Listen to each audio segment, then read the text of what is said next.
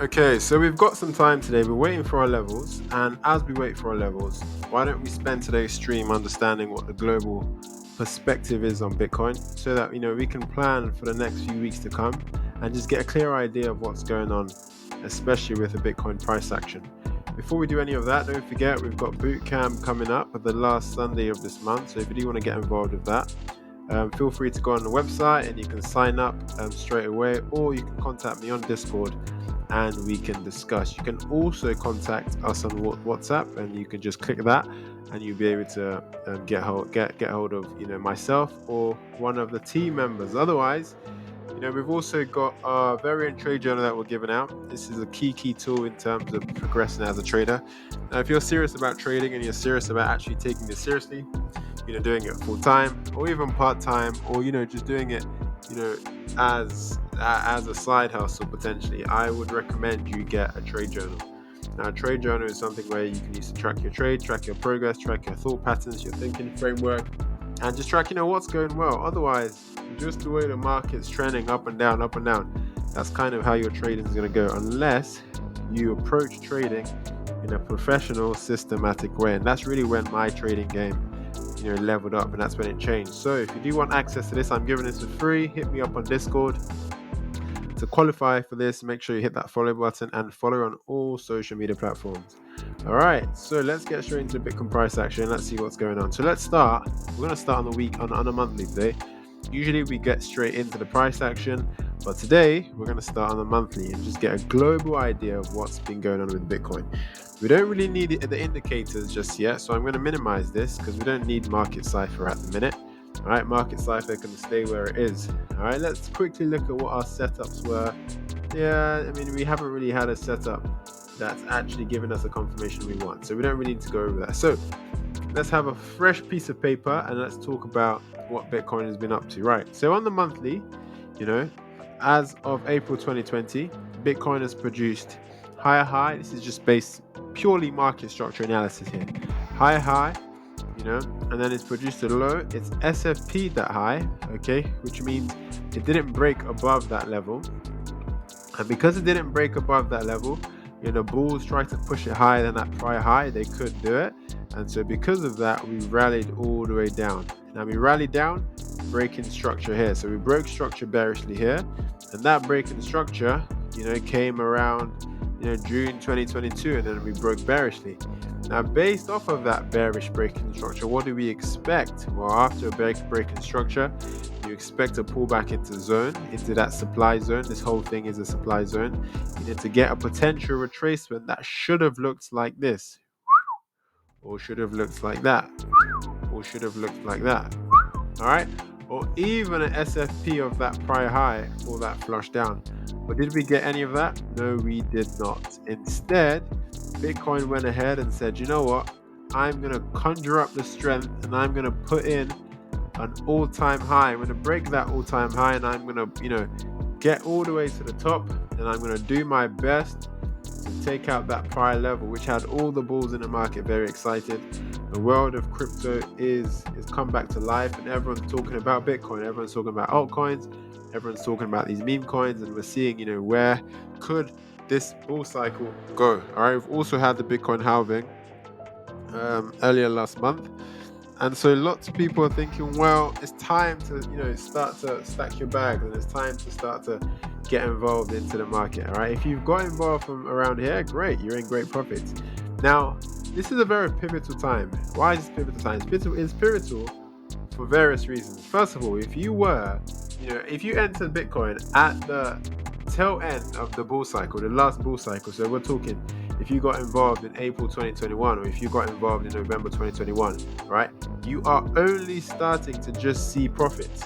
All right, now I'm talking about if you bought here and if you held, you're only starting to break even and start to see profit. So now, in terms of the psychology of these traders, they're thinking, right, good, I've withstood this massive bear run, all right, and only now am I starting to see profit. So some of them are thinking, well, it's time to get the hell out. Others are thinking, well, do you know what? I have faith in Bitcoin for the long run and the crypto world in general.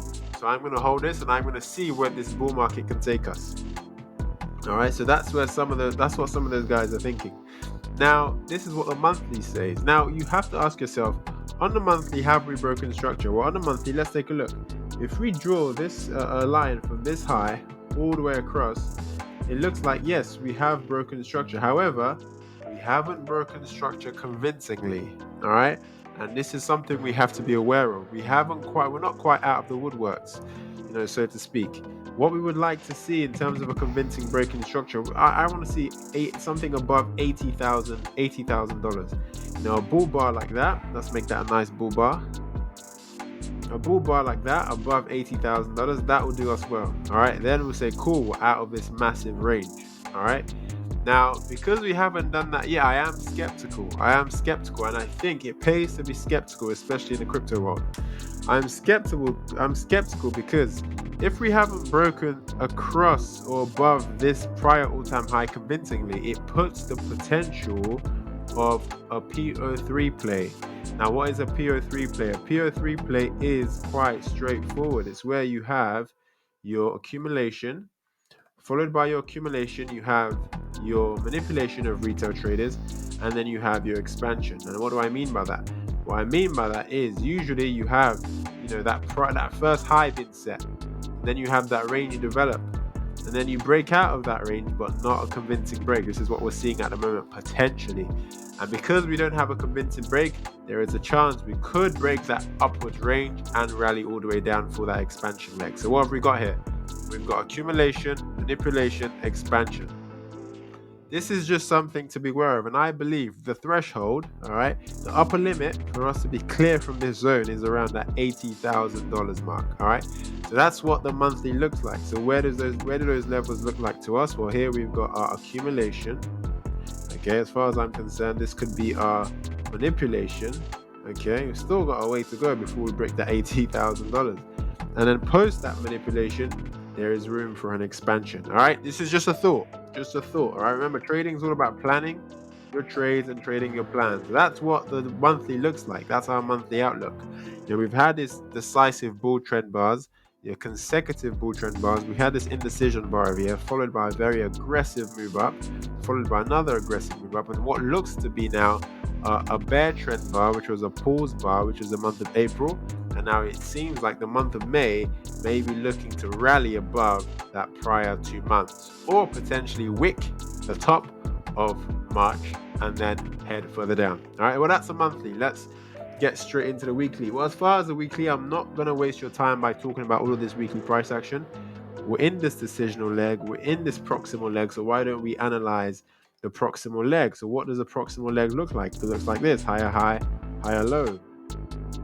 We've got what looks like well, I don't know if I'm going to call this yes, I am. I'm going to have to. I'm going to call this a higher high and a high low. And the reason why I've made that decision is something that you can obviously find out in the bootcamp and in the one-to-one sessions. But anyways, so here we go. Here we have our upward market structure on a weekly. What does that mean? That means our weekly decisional level, our weekly last high-low doesn't come until around here. So this is a level to break before we flip structure on the weekly. All right. So that's it. So we're going to get rid of the structure now. Now let's take a look at what the daily structure looks like. If we go on the daily, I'm not going to waste your time and talk about structure here because we are where we are, which is in this region here. Clear uptrend on the daily, but let's see where that decisional level is. Let's see where that pivotal level lies. So in our daily, I'm going to start from around here. We've got high, high, high, low, high, high, high, low. Okay. And then we kind of have one straight flush up, don't we? We have one straight flush up on the daily, which means on our daily, our decisional level, our last high low on the daily is coming at around here, that 50 grand level. That was a level we were waiting for to see whether we could break below that level, but we couldn't. We were stopped by this demand zone. We had a demand zone that kept price up, which gave us that reaction. All right. So this is what our daily structure looks like. So now TJ, right, that means we're not quite bearish yet. Of course we're not quite bearish. TJ, that means we've got quite a long way to go before we get that transition in real bearish market structure on a daily. Yes, that is absolutely correct. However, in the scenario that we actually rally up to take out this high, If we take out this high of Bitcoin coming in at 74,094, what does that mean? That means our structure then looks like this: higher high, higher low, higher high. All right. What does that mean? That means our daily level will change. Our daily level will go from here and it will rally all the way up to here, which means our daily level will now become that 56,720 mark. Okay. Now this means we don't need to rally that much down in order to change daily market structure. Okay, if that was to be the case, all we need to do is break structure here, to break on a daily, retest, and we could look bearish very, very quickly. This is why I say this level here, as we approach this all-time high, it is very pivotal. It is the very, very pivotal level that a lot of traders need to be watching. All right, so that's kind of what the outlook looks like. That's what the outlook looks like. So let's now see what's going on the smaller time frame. Well, on the smaller time frame, we can see here we have our clear range high, we have our range low. Let's just change that to one of our range functions, and let's make that thick, nice and thick, give it a 3 thickness. So we've got our range high and our range low. All right, and because we've identified our range, guess what? All our range models come into play: range model 1, range model 2, range model 3, 4, 5, 6. All right. So what I am looking for now is, I'm not playing around with this range. This has been it's been an interesting range. It's been an interesting range because I would have loved, in terms of our actually, this was our range prior. I would have loved, in terms of our range, to come down, take out this low, come up to take out that high, come down, take out this low. We got into a long there, but that long was short-lived, and then we rotated down for that manipulation play before we rallied up again. All right, so it's not been the worst range. You could have got model 2 plays over here. You could have got a model, no, you won't have got that one. You definitely could have got a model 1 play over here, and you would have got a PO3 play over here to rally that up. Okay, this is as far as the global outlook for Bitcoin is looking like, right? Of course, we've been playing at smaller scouts. We've been, sliding up and down the charts, but we've been doing that with confirmation. And because of that, it saved us getting into a lot of bad trades. That's why I say, whenever you wait for your confirmations, it will give you that extra edge. It will mean you're not blowing your account. It will mean you are consistently profitable. Don't forget, all you have to do, if you're operating perhaps with a 1-to-4 risk to reward basis, or 1-to-4 risk to reward ratio, you can get into 3 losing trades and 1 winning trade and still be profitable. All right. So just keep that in the back of your mind. All right. So the goal here is not to be 100% win rate trader. That's not the goal. The goal is, right, for your wins, right, to be big enough so that they outweigh your losses. Now that's how you become profitable in the long run. But anyways, we are in our range, and because we're in our range, I'm obviously still got at the back of my mind we could have a PO3 play, which means we could obviously get a sweep of this prior low and then short that down. So based on that, that's going to be my first short that I'm looking out for. So short position number 1 would be at that range high. That's a no-brainer. That's a very, very obvious one. And why is that a no-brainer? That's a no-brainer because that is what Bitcoin has done historically in terms of its all-time highs. In terms of Bitcoin's all-time highs, what did it do over here in 2021? Well, it made that first high, then it made the second high and swept it. What did it do when it came back up to trick all of us? I think we're going for another pump. But it made the first high, made the second high, and swept it, and then died down.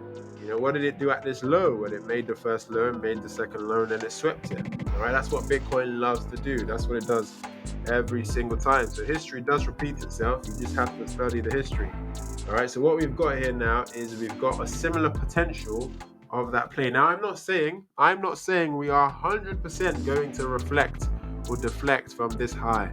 But what I am saying is you would be silly not to watch out for it. So that's potential trade number 1. That's a short play. Now, in the case, of course, the next case is in the case we break out of this range. All right. Now, if we break out of this range, I am looking for this zone. Don't forget, if we break out of this range, Bitcoin has never reached these levels before.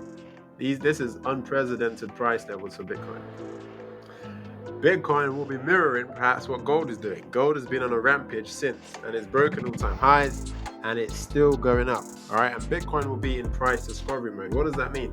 That also means there is no historic price action over here for us to go by. Don't forget, all of these levels that we've caught, all of these juicy trades we've got historically, it's based on previous price action. It's based on previous price action. So the moment Bitcoin breaks out of this range, guess what? We're in new price discovery territory. All right. So what are my potential long plays, TJ? If price does break out of this range, how can I get involved and ride this all the way up to 500k? Well, how do we do that? Well, first of all, if we break out of this zone, you're assuming that's going to be a convincing break. Because if it's a mediocre break like this, I'm not looking to long that. If it's a mediocre break like this, I'm looking to short that mediocrity. I'm looking to short, get a nice sweep off that level, look for a bearish change in market structure and rotate that down. But if we do get a convincing break, like we get to this range high, maybe we rally up for a bit, maybe we do something like this. 1 second, let me just make this nice and tidy. Let's say we do something like this, and then we blast off. Well, in that case, I'm going to say, right, well, we've passed kind of that threshold we're looking out for. All right. Why don't we look to enter on that retest? Where am I going to look to enter on that retest? Well, I could look at my old prior range extreme. Of course, why not? This would be a potential key level for bounce. Where else can I look out for? Well, I could look for, the prior demand zones before that break. Well, it looks like we've got a demand zone over here, as we can see. So why don't we draw that in? So if we draw that demand zone, all right, here we've got that demand zone. This is a potential POI. This is an area to look out for. And what time frame is that on?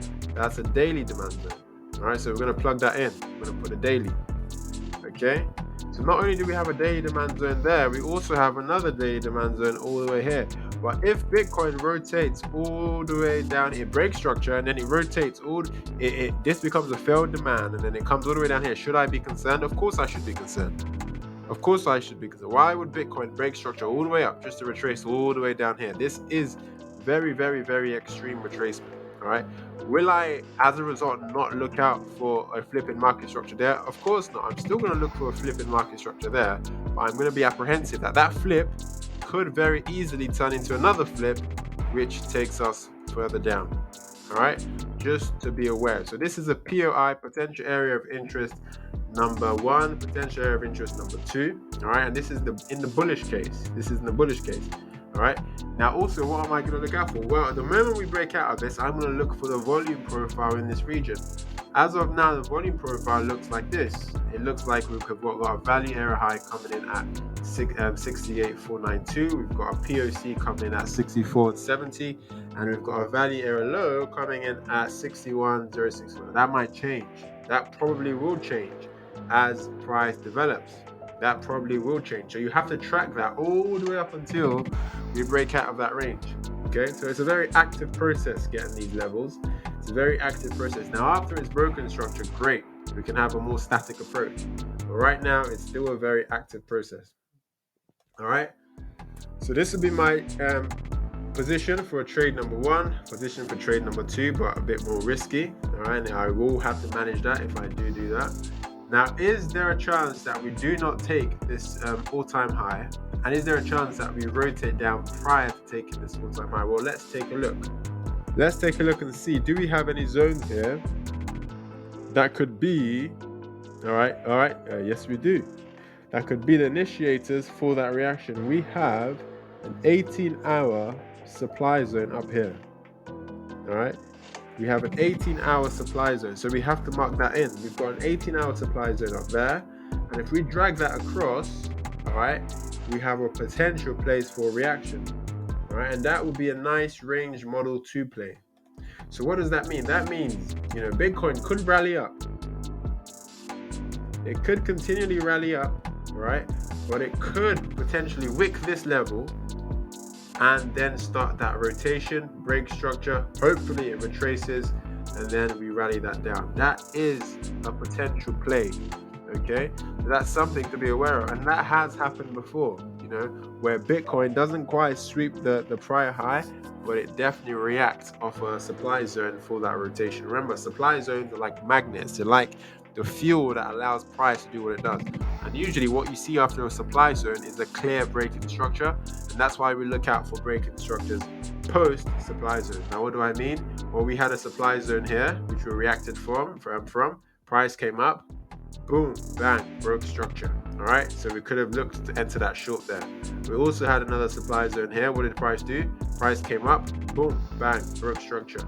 All right, okay, I'm pretty sure we had a zone here. I'm almost certain we had a zone here.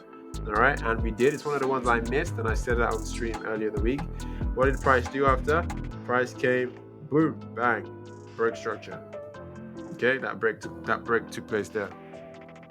So we always have to be watching our zones, all right? And obviously here I'm going to do my best to give you guys the best zones, give you guys the highest predicted probability zone, all right? But it's also your job to take a look at the charts and do the analysis for yourself and watch these videos over and over again and understand, okay, how does TJ come up with these levels and how can we implement these strategies in your day-to-day trading, all right?